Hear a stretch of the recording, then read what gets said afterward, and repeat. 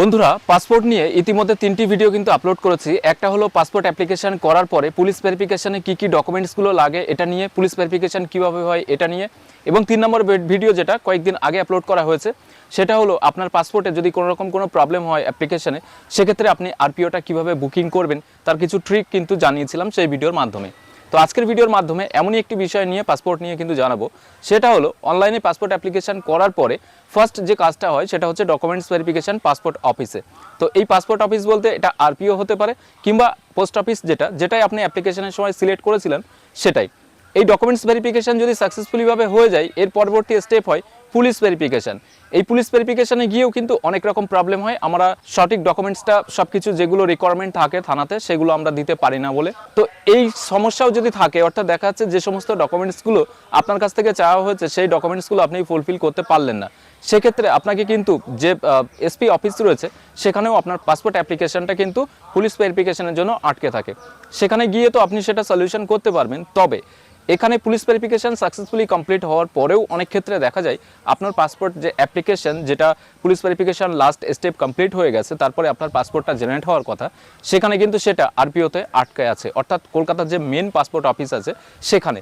তো এই কারণটা কি? বেসিক্যালি মেনলি যে আটকানোর মেন কারণগুলো হয় কিন্তু ডকুমেন্টসের ভুলভালের জন্য, অর্থাৎ কোনো রকম আপনি অ্যাপ্লিকেশনের সময় ভুল করেছিলেন, পরবর্তী সময় আপনি যে সমস্ত ডকুমেন্টসগুলো সাবমিট করেছেন সেখানে কোনো একটা ভুল পাওয়া গেছে, তার জন্য আপনার অ্যাপ্লিকেশনটা কিন্তু আটকে দেওয়া হয়েছে।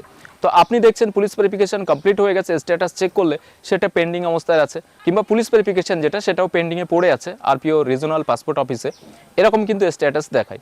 সম্প্রতি আমি এরকম একটা অ্যাপ্লিকেশন আজকের ভিডিওর মাধ্যমে আপনাকে শেয়ার করব, যেখানে এই সেম সমস্যা ছিল, অর্থাৎ পুলিশ ভেরিফিকেশন কমপ্লিট হওয়ার পরেও পাসপোর্ট অফিসে সেটা কিন্তু আটকে গেছে। সব জায়গাতে সব কিছু ঠিকঠাক ডকুমেন্টস, এরপরে পাসপোর্ট অফিসে আটকে আছে। তো আপনার ক্ষেত্রেও বা আপনাদের অনেকের অ্যাপ্লিকেশন এরকম কিন্তু আটকে থাকে, বিভিন্ন রকম স্ট্যাটাসে বিভিন্ন রকম তথ্য দেখায়, তার একটাই মিনিং হচ্ছে যে আপনার কোনো রকম কারণের জন্য এটা পাসপোর্ট অফিসে আটকে আছে।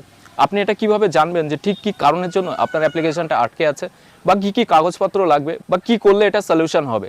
এই পদ্ধতি যেটা, সেটা হচ্ছে যে আপনাকে একটা আরপিওতে মেল করতে হয়। আমাদের কলকাতার আরপিওর যে মেল অ্যাড্রেস রয়েছে rpo.kolkata@mea.gov.in, এখানে কিন্তু যদি আপনি মেল করেন আপনার প্রবলেম নিয়ে স্ক্রিনশট তুলে, তাহলে কিন্তু সেখান থেকে সঠিক যে সলিউশন, অর্থাৎ কী করতে হবে, কেন আটকে আছে, এই কারণটা কিন্তু জানানো হবে। তো আমি এবার আপনাকে মোবাইল স্ক্রিন থেকে দেখাবো। আমি একটা মেল করেছিলাম, সেই মেলের কতদিন পরে পাসপোর্ট অফিস থেকে আমাকে রেসপন্স করেছে তার সমস্ত তথ্যটা এবার আপনারা দেখতে পারবেন। তো এর জন্য ফার্স্ট আমি আমার ইমেল যেটা সেটা ওপেন করে নিচ্ছি।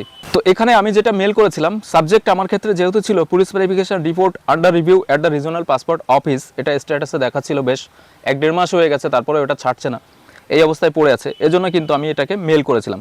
মেল যে অ্যাড্রেসটি আছে দেখতে পাচ্ছেন rpo.kolkata@mea.gov.in, এই মেল অ্যাড্রেসে আপনাকে মেল করতে হবে। সাবজেক্টে কিন্তু ফার্স্ট লেখা আছে police verification report on the review at the regional passport office, এটাই আপনাকে রাখতে হবে। এরপরে আমি পেজটিকে স্ক্রল ডাউন করে নিচে চলে আসছি। নিচে আসার পরে দেখতে পাচ্ছেন আমি এটাকে ব্লার করে রেখেছি সিকিউরিটি পারপাসের জন্য, যেহেতু এখানে পার্সোনাল ইনফরমেশনগুলো দেওয়া আছে।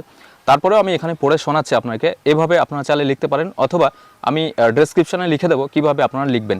শুধু যে সমস্ত জায়গাতে নাম ঠিকানা লেখার জায়গা সেগুলো ব্ল্যাঙ্ক থাকবে, সেগুলো আপনারা ফুলফিল করে নেবেন।